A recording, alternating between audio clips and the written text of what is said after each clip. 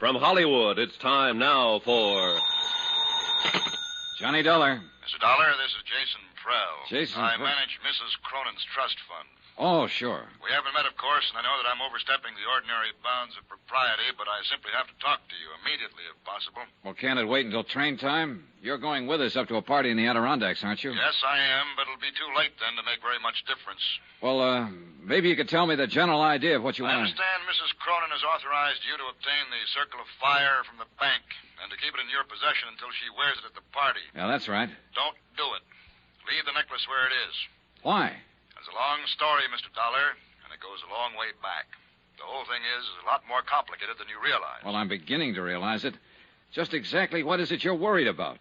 I'm worried about Mrs. Cronin's sanity.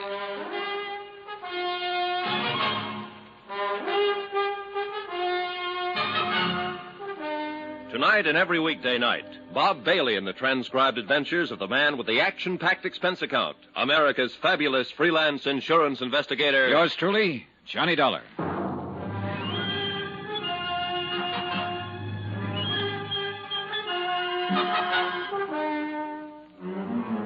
From Special Investigator Johnny Dollar, New York City, to the Home Office Surety Mutual and Trust Company, Hartford, Connecticut.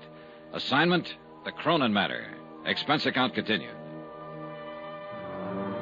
Item 4, $1.80. Taxi to the offices of the Daily Times Courier for a look at the morgue files on Mrs. Cronin. The clipping started with the year 1916, when a bright-eyed, wide-eyed kid named Dolly McLean danced her way out of the chorus lines of a two-bit musical and straight into the limelight of Broadway. One hit show after another, hits just because she was in them. And parties, balls, social affairs. The Dancing Darling. A critic tagged her with a name in her first write-up, and the name stuck. So she danced away the mad, crazy years that followed World War I. And like everybody else, she lived it up. There were rumors of engagements, love affairs, the Baron this, Count that, one after another. Shorty Weber was mentioned a few times. And Jason Prell was in from the beginning, as a promoter, though, a business manager, not as a lover. Her friends were mentioned, hundreds of them. Then Barnaby Cronin came into the file. Boy wonder of the business world, the Golden Prince. Engagement, marriage, and Barnaby's fabulous gift to his new bride, a $500,000 necklace of diamonds and emeralds, the Circle of Fire. Then Barnaby's sudden death, Mrs. Cronin's seclusion. End of file. Expense account item 5, $24.30, transportation, hotel, and incidentals. And a taxi to the railway station to find the special coach Mrs. Cronin had chartered to haul her guests to the Adirondacks and to her roaring 20s weekend party. I purposely got there early, but one of the guests was even earlier. Mr. Dollar, wait. You are Mr. Dollar, aren't you? That's right, but I don't think... Jason Prell. Oh. I thought you might come down early to meet the bank messengers. Thank heaven you did. Well, I'm afraid I don't... Dollar, I've known Dolly McLean and Mrs. Cronin for over 35 years. All that time, I've managed her business affairs, arranged her personal contacts, been like a father to her. Yeah, I've read the newspaper clippings. Well, newspaper stories can be misleading sometimes. They build things up. Sensationalism. It's true, of course, that Dolly and I had some quarrels. Who doesn't? In spite of everything, I was still her best friend. Go on. I know Dolly. Know her better than anybody else in the world. I know how she's gone downhill since Barnaby died, especially in the last year or so. And I know this whole idea is the worst possible thing she could do. Have you tried talking to her along that line? She won't listen. She's dead set on it. I'm hoping you can help. How? Point out to her how dangerous it is to go off into that isolated place with a piece of jewelry as valuable as the Circle of Fire. It's worth a fortune. Somebody's bound to try to steal it. I still don't get what you're driving at, Mr. Prell. But I just told you. It's the risk that's involved. To whom? Mrs. Cronin, of course. She knows about the risk. She's willing to take it. She doesn't know what she's doing. Hey, you said something on the phone about her sanity. Are you trying to imply that No. she's... Not yet. But she's not well. She's burned herself up back in those early years, and she hasn't much left. The only thing that keeps her going is a crazy kind of belief. Belief? Dolly believes in people. So do I, Mr. Prell. Well, yes, of course. But Dolly's whole thinking hinges on it. All the people she knew back in the heyday, the people she calls her friends, in her book, they can do no wrong. She lived in a dream world, still does, like a fairy princess. But it never really existed. Things weren't like that back in those days, Mr. Dollar. So I've heard. Most of the people she thought of as friends were only trying to use her. Barnaby and I would block them off, take care of things when things had to be done, and let her go on living happily in her never-never land. And now, that's the only land she has to live in. Is that what you mean? Exactly. Why, some of those friends would cut their mother's throat for a tenth of the value of the Circle of Fire. Those are the guests she'll have at their party.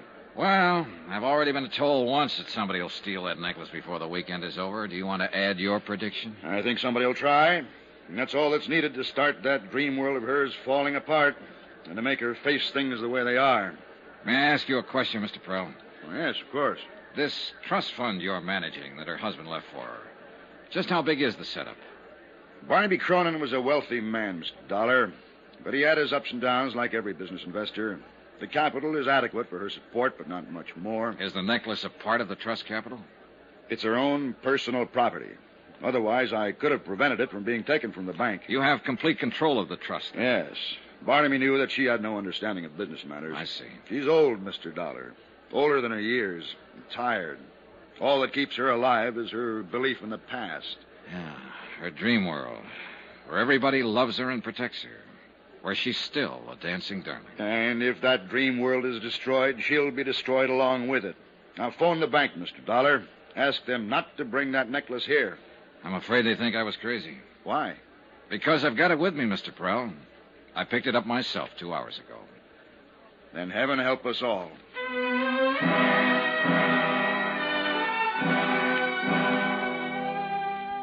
The convention coach Mrs. Cronin had chartered for the run to the Adirondacks was arranged with a long aisle of individual staterooms and a main lounge area at one end.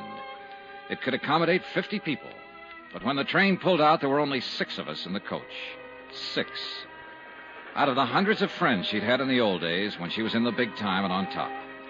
And even out of the 6, 3 of us were new acquaintances, people who hadn't known her back when. I was there, of course, because I'd been hired to be there to protect her fabulous necklace. And Sylvia Blake, still playing it tough and cynical, was probably hoping for a magazine article, or hoping for something. But the third newcomer, there was the question mark. Oh, I think this whole thing is just too exciting for words. Don't you think it's too exciting for words? Well, I know who you are, of course. You're Mr. Johnny Dollar, and you're supposed to protect those fabulous jewels. And I'm Laura Dean, and I think we ought to call each other Laura and Johnny, because after all, it's a party, isn't it? Up till now, I was having doubts. You're, obviously not one of Mrs. Cronin's friends from the old days. Oh, no, I just met her back there at the station. You what? Well, I talked to her on the phone, of course. She sent an invitation to my aunt, who was a very dear friend of hers, only they hadn't seen each other for years, and she didn't know my aunt had passed on over a year ago.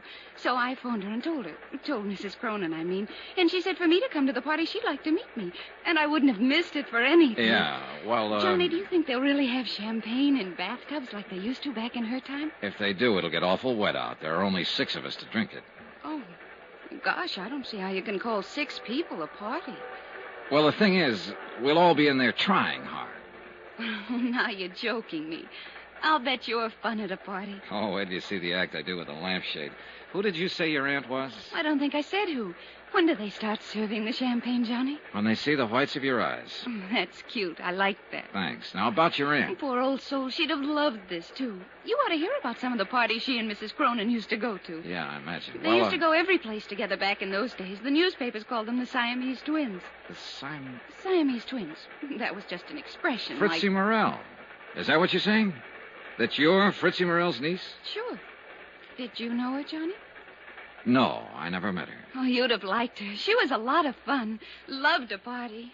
Gosh, I thought there were more people than this. She kept babbling on, and I listened to her, tried to figure her out. The chatter was smokescreen. Underneath it, she was cool, sharp, and shrewd. I didn't know what she was up to, nor why she was here. But I did know one thing. Fritzie Morell had died about a year ago, true enough. But she'd left no surviving family and no niece. Laura Dean was a liar.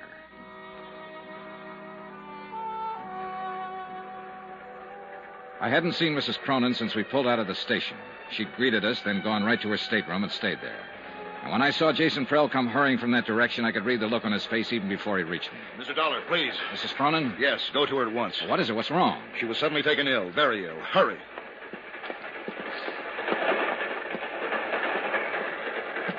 Mrs. Cronin. Yes.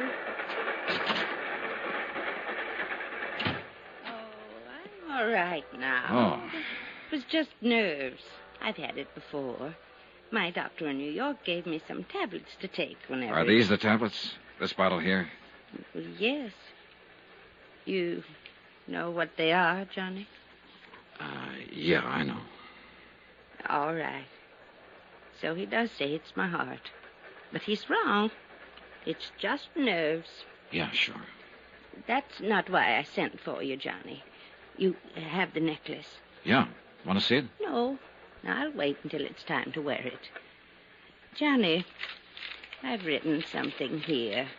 I'm going to sign it, and I want you to sign as a witness. Well, all right.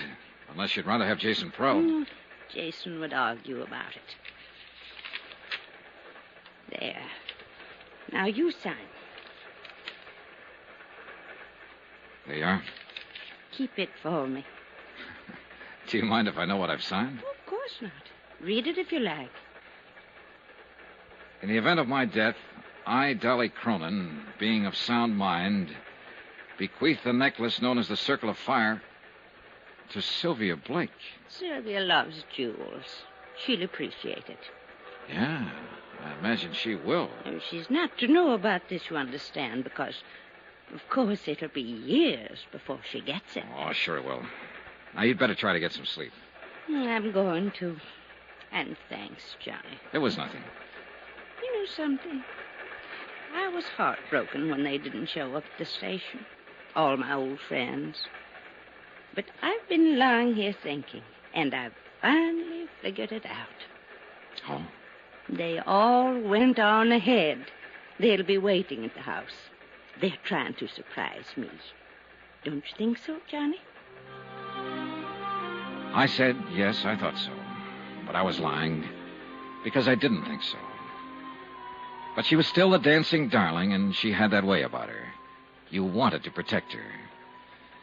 I didn't go back to the lounge. I walked down the corridor to my stateroom. It was night by then, and the corridor was only dimly lit. My stateroom was dark. When I opened the door, I caught a bare flash of movement too late. Oh!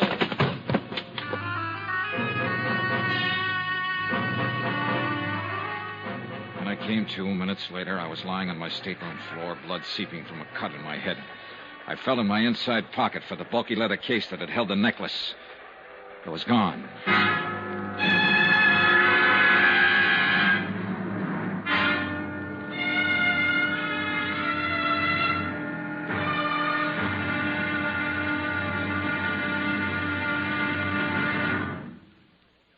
There'll be another intriguing episode in our story of the Cronin matter tomorrow. Tomorrow, an old love and an old hate.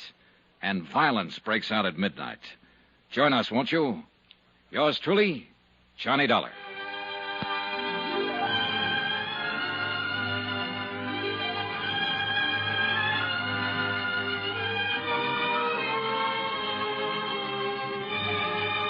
Yours truly, Johnny Dollar, starring Bob Bailey, is transcribed in Hollywood. Written by Les Crutchfield, it is produced and directed by Jack Johnstone. Be sure to join us tomorrow night, same time and station, for the next exciting episode of Yours truly, Johnny Dollar. Roy Rowan speaking.